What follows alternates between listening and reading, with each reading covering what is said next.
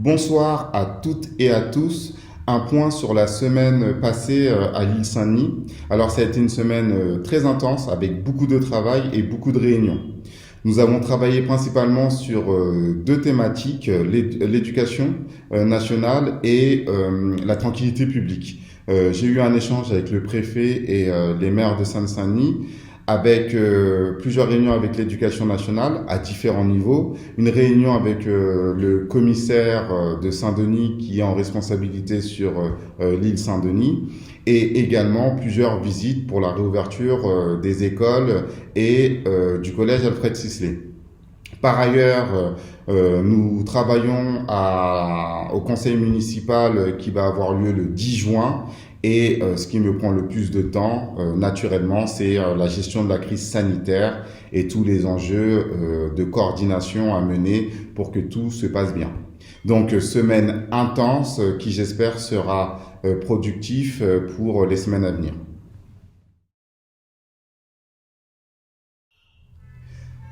Sur l'éducation, nous avons beaucoup travaillé cette semaine avec principalement un premier bilan sur la reprise des groupes scolaires et également sur la préparation du collège Alfred Sisley. J'ai été avec l'inspecteur d'académie de l'éducation nationale, l'inspectrice de l'éducation nationale également, la sous-préfète et les directeurs et directrices du groupe scolaire Belle-Île. Nous avons fait un bilan de cette première semaine. L'ensemble des parties ont salué le travail de coopération et la bonne préparation de la rentrée. J'ai fait passer deux messages en tant que maire de l'île Saint-Denis.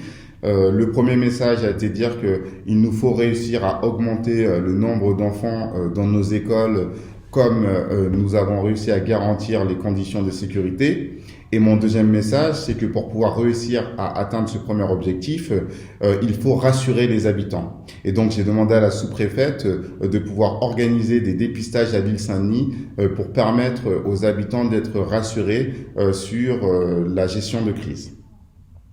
Ensuite, j'ai fait une visite ce matin de mon ancien collège, le collège Alfred Sisley, où je n'ai pu que saluer et remercier le travail effectué pour cette rentrée d'aujourd'hui. J'ai vu les 6e et les 5e revenir sereinement au collège Alfred Sisley. J'ai vu une équipe de l'éducation nationale mobilisée et émue de cette rentrée scolaire. Donc, merci pour votre travail. J'ai également eu une réunion avec les services de la ville et l'association Assad, avec qui nous travaillons déjà sur le dispositif BAFA citoyen et également sur le permis citoyen, où nous avons travaillé à la mise en place de dispositifs de vacances apprenantes pour cet été. Nous allons consulter plus largement les associations de la ville sur le sujet. Je pense à l'île Devoir et à d'autres associations qui s'intéressent aux thématiques de l'éducation. Notre objectif est que pour cet été, l'ensemble des enfants puissent bénéficier de dispositifs leur permettant d'être accompagnés sur les enjeux scolaires, culturels. Et pour finir, je suis fier d'annoncer que nous avons signé avec l'éducation nationale le dispositif 2S2C, un dispositif d'accueil éducatif permettant aux enfants d'acquérir ou de sensibiliser autour de la culture, du civisme, du sport et de la santé. Nous faisons partie des premières villes qui a signé ce protocole et nous avons donc décidé d'ouvrir l'accueil éducatif aux parents qui n'ont pas pu emmener leurs enfants à l'école par manque de place pour leur permettre de pouvoir retrouver un groupe. Donc voilà un petit peu le travail réalisé cette semaine sur l'éducation. J'espère que nous resterons dans cette dynamique et que nous pourrons continuer à travailler tous ensemble.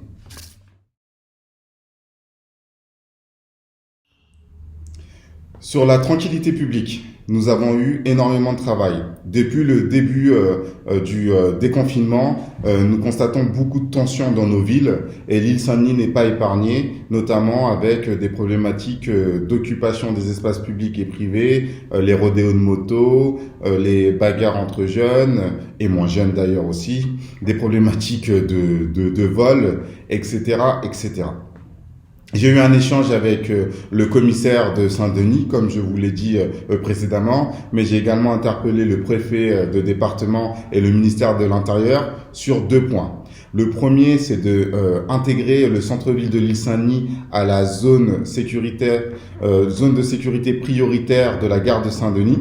Cela nous permettrait d'avoir plus de présence policière à l'île Saint-Denis, notamment plus de personnes, et donc d'être dans une situation d'apaisement.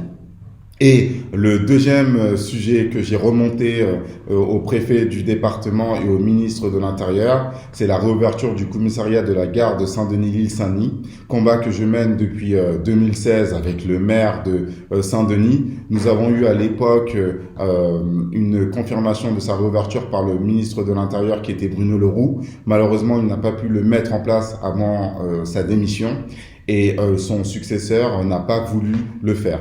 Ce qu'il faut savoir, c'est que nous ne pouvons pas ouvrir un commissariat dans une ville de moins de 20 000 habitants. Et donc, notre enjeu, à nous, c'est d'ouvrir le commissariat de la gare de Saint-Denis-l'île-Saint-Denis qui toucherait un bassin qui dépasserait les 20 000 habitants et qui nous permettrait d'avoir une police de proximité. Du coup, j'ai demandé à l'État de faire sa part, mais nous également, nous devons faire la nôtre. Je suis fier d'annoncer que nous avons mis en place cette semaine une brigade de nuit de proximité, une équipe qui a pour objectif d'aller au contact des habitants dans les différents quartiers de la ville pour travailler sur les enjeux de quotidienneté, de tranquillité publique et permettre un apaisement dans les quartiers et notamment un dialogue avec les jeunes. En parallèle de cela, j'ai travaillé avec le bailleur I3F sur le centre-ville, devant l'esplanade Daniel Mitterrand et la résidence Lénine, à un dispositif pour pouvoir pacifier la zone. Le bailleur I3F a accepté de financer une association de médiation qui aura pour objectif de pacifier les jeudis, vendredis et samedis soirs le quartier en étant en contact des jeunes et en essayant d'apaiser le périmètre. Et pour finir, j'ai signé le lancement de l'étude sur la vidéoprotection qui va nous permettre d'avoir une approche technique et financière de sa mise en œuvre à l'île Saint-Denis. Cela nous permettra de concerter et de pouvoir la mettre en œuvre sereinement. Voilà, ce que je peux vous dire sur la tranquillité publique, c'est que c'est une affaire sérieuse. Les yaka faucons, il faut éviter. Ce qu'il faut savoir, c'est que pour que ça fonctionne, on a besoin avant tout de proximité. Et notre outil principal, c'est la coopération entre les différentes parties prenantes. Il y a donc la police, l'État, le club de prévention. Il y a également les bailleurs, la ville, mais aussi les habitants. Je le dis souvent et je finirai par ça. Je suis le maire de la ville et pas parent de tous les enfants de cette ville et qu'il est important que chacun puisse faire sa part. Et donc, je demande aux parents également de se mobiliser et d'accompagner leurs enfants dans cette période qui n'est pas facile pour les uns et pour les autres et que nous pourrons surmonter que tous ensemble. Donc voilà les enjeux sur la tranquillité publique. J'espère que cet été sera apaisé. En tout cas, je travaille dans ce sens pour le bien de l'île Saint-Denis.